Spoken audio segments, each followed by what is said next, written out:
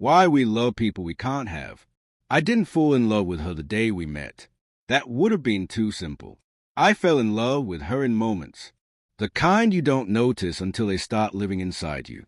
It was the way she listened without interrupting. The way she smiled like she was trying to hide something fragile. The way her voice softened when she talked about things that mattered. She felt familiar. Not like someone new, but like someone my heart recognized. And that scared me, because from the very beginning, there were invisible lines. She belonged to a life that didn't have space for me, a past she couldn't erase, a present I wasn't allowed to step into. Yet somehow, I stayed. We talked for hours, but never about us. We shared feelings, but never crossed the truth. We laughed like people with nothing to lose, while both of us knew everything was already lost.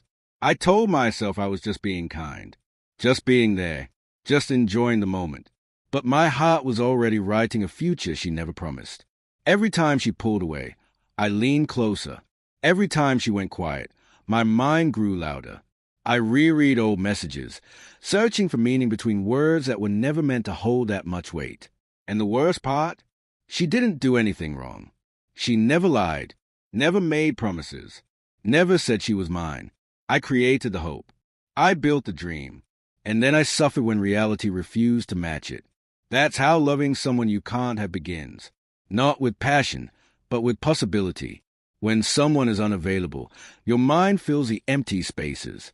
You imagine how good they could love you, how different life might be with them, how everything would make sense if only things were different. But different never comes. And slowly, love turns into waiting. Waiting turns into longing. Longing turns into pain you can't explain to anyone else. Because how do you tell someone you're heartbroken over a love that never officially existed? I started blaming myself. Maybe if I was better, more confident, more interesting, more enough, maybe then she would choose me. And that's when I realized this wasn't just about her anymore. It was about my need to be chosen, to be seen, to feel worthy in someone else's eyes. Sometimes we don't fall in love with people. We fall in love with the way they make us feel about ourselves. And when they pull away, it feels like losing a part of who we were becoming. One day, she told me she was moving forward. New plans, new life, without me. I smiled. I said I was happy for her. And I meant it. But that night, alone in my room, I finally understood the truth. I wasn't grieving her. I was grieving the version of life I imagined with her. The late nights that would never come. The future conversations that would never happen. The love that existed only in my mind. Letting go felt like betrayal. Not to her, but to myself. Because if I let go, I had to accept that not every deep connection is meant to last. That not every love story has two people walking in the same direction. Some people come into our lives to teach us, not to stay. We love people we can't have because they mirror our unfinished wounds. Because chasing them feels safer than facing our own loneliness. Because as long as we're holding on to almost, we don't have to risk real. But real love doesn't confuse you. It doesn't make you beg silently. It doesn't make you feel small for wanting more. Real love meets you halfway. And one day, I stopped waiting. I didn't stop caring, but I stopped hoping. I chose peace over potential, closure over fantasy, myself over someone who couldn't choose me.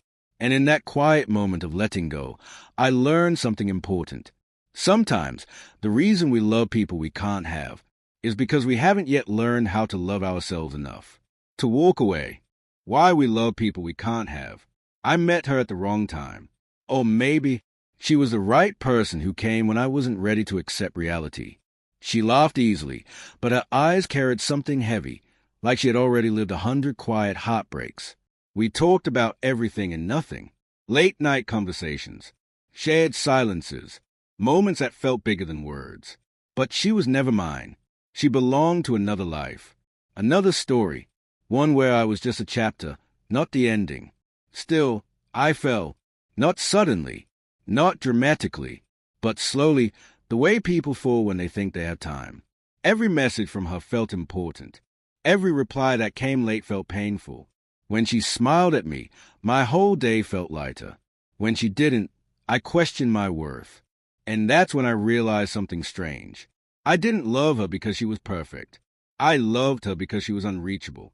When someone can't fully choose us, our mind starts filling the gaps. We imagine what could have been.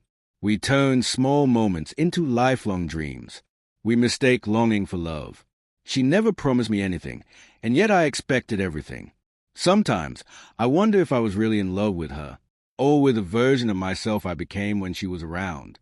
The hopeful version, the version that believed maybe one day. But one day never came. She moved forward. I stayed stuck, holding memories that were never meant to be permanent. That's the cool beauty of loving someone you can't have. They don't just take your heart. They make you question why you weren't enough.